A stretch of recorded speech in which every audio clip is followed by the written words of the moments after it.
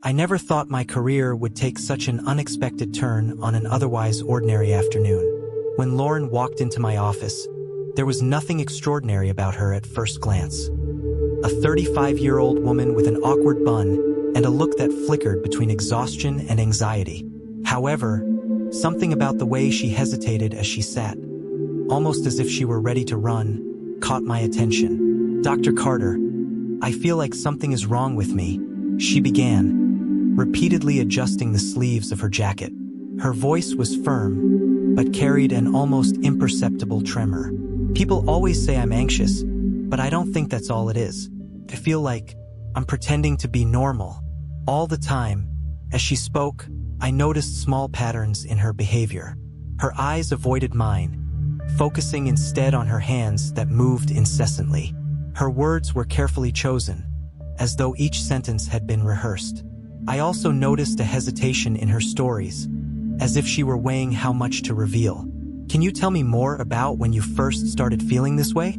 I asked, trying to create a safe space.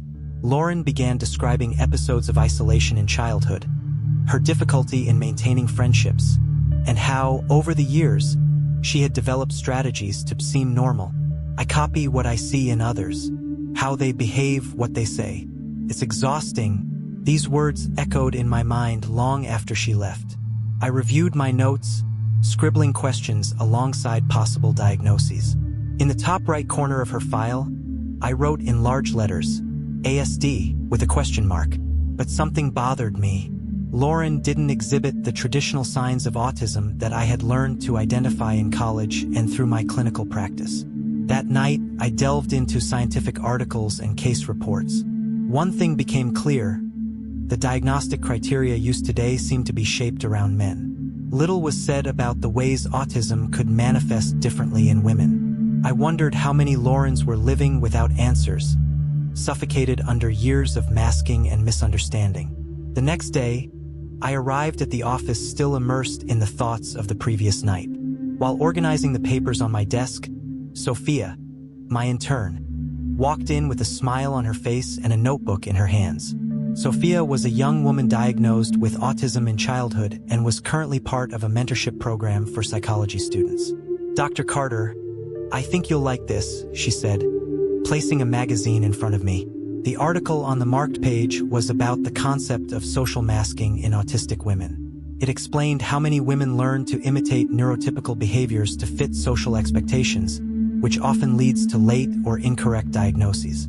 "Does this make sense to you, Sophia?" I asked while reading the article carefully. "Totally," she replied. "In school, I did this all the time. I copied how my classmates spoke, how they gestured. But by the end of the day, I'd feel exhausted. It was like I had lived a day that wasn't mine." Her words gave me a jolt. If Sophia, diagnosed early, had to deal with masking, how would it be for women like Lauren, who never had the opportunity to understand themselves? I grabbed the magazine and went straight to Jonathan's office, my more experienced and widely respected colleague in the field. "Jonathan, we need to talk," I said, walking in without warning. He looked up from his glasses, clearly annoyed by the interruption. "Emily, I'm in the middle of something," he replied, but his voice carried more frustration than firmness. "It won't take long," I insisted, tossing the magazine on his desk. He read the title and groaned. "Social masking in autistic women? Emily, please. We're talking about science here, not personal theories. What if these theories are based on real data?" I countered, trying to stay calm. "How many women are we leaving behind because the criteria were written to identify men? Have you thought about that?" Jonathan shook his head.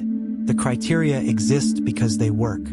If someone doesn't fit, maybe it's because they're not on the spectrum." I felt my blood boil, but I took a deep breath before responding. What if the criteria are flawed?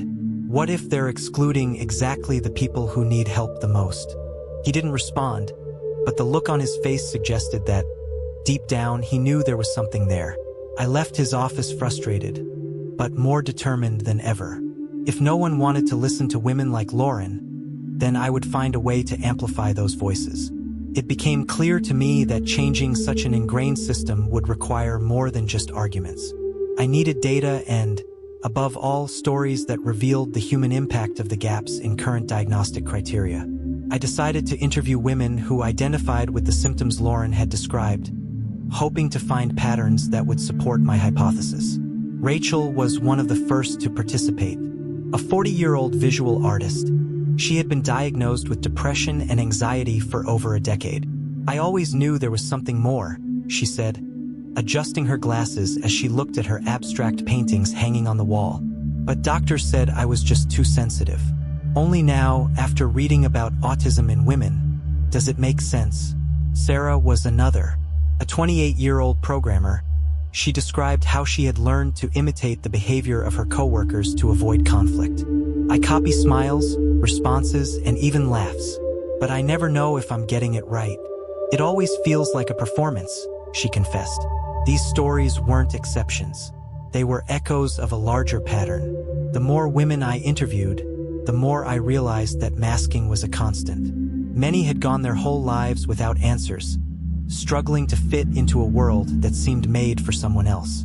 Based on these accounts, I began drafting an experimental questionnaire. My goal was to capture the most subtle and masked signs of autism, going beyond traditional criteria. But creating something new also meant facing resistance. "Emily, this is too subjective," Jonathan said while reviewing a preliminary version of the questionnaire. "You're basing everything on personal accounts. Where's the quantitative data?" "Jonathan, these accounts are data. Qualitative data," I retorted. "If the goal is to help people, we can't ignore their reality just because it doesn't fit into a table." He didn't respond immediately, but his expression was less skeptical than before. Still, I knew convincing the scientific community would be an even bigger challenge. When I applied the questionnaire to a pilot group, the results were revealing. Among the participants, many reported feeling, for the first time, that their challenges were understood. Some had been misdiagnosed for years, while others had never received any diagnosis at all. One case, in particular, caught my attention. James, a 28-year-old man who had been treated for anxiety disorder since adolescence. The questionnaire revealed behavioral patterns that clearly placed him on the autism spectrum. This completely changed my perspective.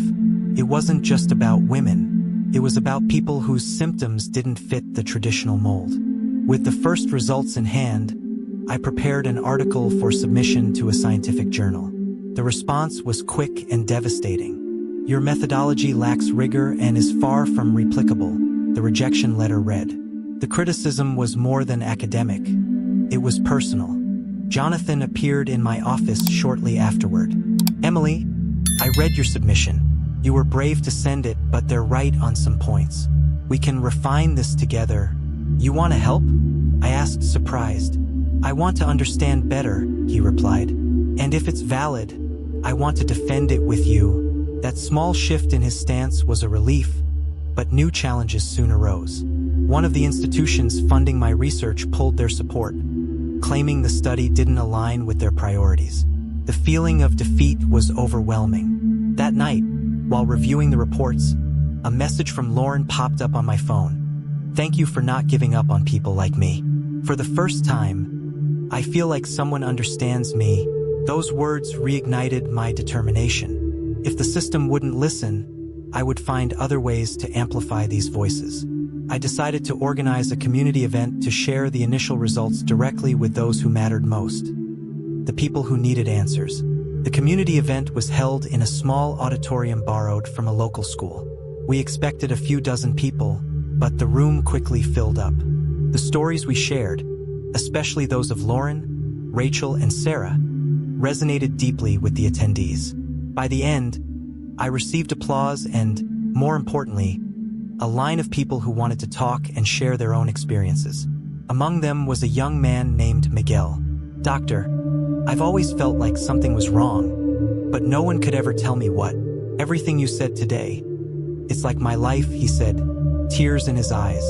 It was impossible to ignore the impact of what we were doing. Each account reinforced the need to keep fighting.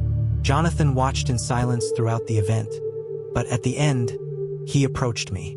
"Emily," he began, his tone softer than I was used to. "I didn't know how important this was until today. I think I need to rethink some things I believed were absolute truths.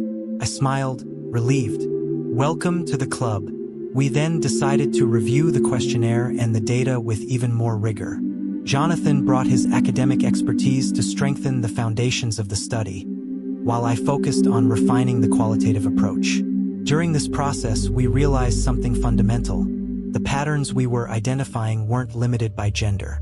Men like Miguel and James were also being overlooked by traditional methods.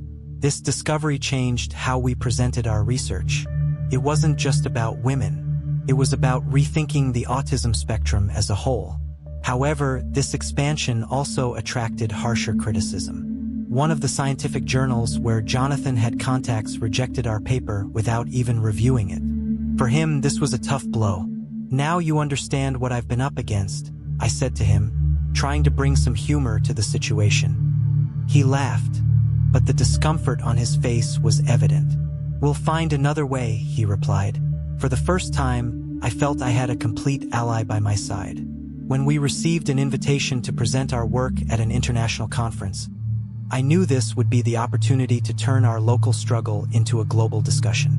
I also knew I would face the fiercest criticisms of my career. This was the stage where ideas were challenged and often destroyed. Jonathan and I spent weeks preparing our presentation.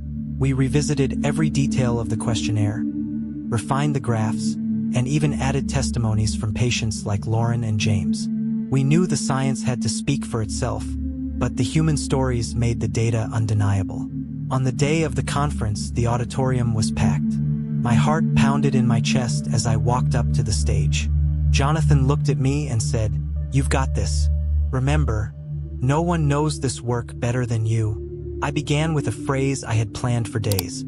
Autism doesn't have a single face, a single voice, or a single manifestation. It's a broad spectrum, but the criteria we use to diagnose it don't reflect this diversity. I presented the data clearly and emotionally, highlighting the patterns we had identified and how the questionnaire had helped people who otherwise would have been neglected. I told the stories of Lauren and James, interspersed with graphs showing the gaps in traditional methods. When I finished, the room was silent. It was impossible to tell whether it was a silence of acceptance or skepticism. Then the questions came. "Don't you think you're making the diagnosis excessively subjective?" asked one of the leading specialists in the field. "I'm not making the diagnosis subjective," I replied. "I'm expanding it to reflect the real complexity of the autism spectrum. If we don't do this, we will continue leaving people behind." Another voice rose. "And what about the risks of false diagnoses? How can we ensure this doesn't dilute the seriousness of the disorder?" Before I could respond, Jonathan intervened. "The consequences of not expanding are even more severe. We're talking about lives that could be transformed with the right diagnosis. Ignoring that would be unethical." His intervention was decisive. He had an authority that I was still building, and his defense gave weight to my words. Other researchers began asking less challenging and more collaborative questions. When the session ended, several approached to discuss potential partnerships. I left that auditorium exhausted, but with the sense that we had planted a seed. It wasn't a complete victory, but it was a start. The days following the conference brought a wave of reactions. Some criticisms were still harsh, but for the first time, I received messages of support and collaboration proposals. One of those messages came from an editor of a renowned scientific journal. He was impressed with the data presented and offered us the opportunity to publish our paper in a special edition on advancements in diagnosis. Jonathan and I worked tirelessly to revise the article. We analyzed every detail, incorporated suggestions, and added sections that more clearly explained how the questionnaire addressed gaps in traditional methods. When we finally received confirmation of the publication, the feeling was indescribable. It was more than validation. It was a chance to make a difference. Meanwhile, the practical impacts of our work began to emerge. Healthcare professionals from other cities and countries reached out, interested in using the questionnaire in their practices. A therapist in Europe reported how the questionnaire helped diagnose a 50-year-old woman who, for the first time in her life, found meaning in her experiences. These stories were proof that we were on the right path. Lauren returned to my office a few months later, looking like a new person. "Dr. Carter, knowing who I am changed everything," she said, with a genuine smile. "I stopped trying to fit into molds that were never made for me. For the first time, I'm truly living." Her words moved me deeply. Moments like this were the heart of all my work. I wasn't just trying to change diagnostic criteria. I was trying to give people like Lauren the chance to understand and accept themselves. Jonathan also changed. He began adopting more open approaches in his own sessions. "I never thought I'd learn so much from you, Emily," he admitted one day. "This work made me see how much science needs to adapt to people, not the other way around." Together, we decided to expand our research to explore how autism manifests in different cultures. The diversity of autistic experiences was even greater than we had imagined, and there was much work to be done. On a sunny morning, I sat in my office with Jonathan to discuss the next steps. He placed a report on the table and said, "You know, we're just getting started, right?" I laughed and nodded. "Yes, and that makes me excited and terrified at the same time." As we discussed, a message popped up in my email. It was from a research team on another continent, interested in adapting our questionnaire to their cultural realities. This collaboration was exactly the type of impact I dreamed of when I started this journey. I reflected on how it all began. A hesitant woman in my office, trying to understand why she felt so out of place. Now, this small seed had grown into something much bigger. It wasn't just about Lauren or the people we had helped so far. It was about changing the way the world viewed autism. I knew there were still challenges ahead, but for the first time, I felt we were building something that could truly make a difference. And, above all, we were giving a voice to people who had long lived in silence. As I looked out the window with the sun shining in a clear sky, I thought, this isn't the end. It's just the beginning